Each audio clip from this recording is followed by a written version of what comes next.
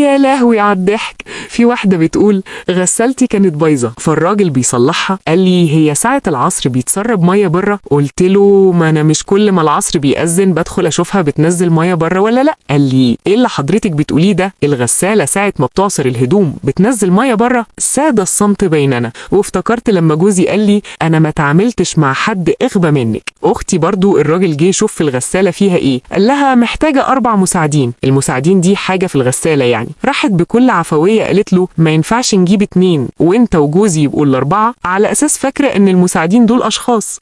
الراجل قال لها يا ريت في منك كتير في البلد.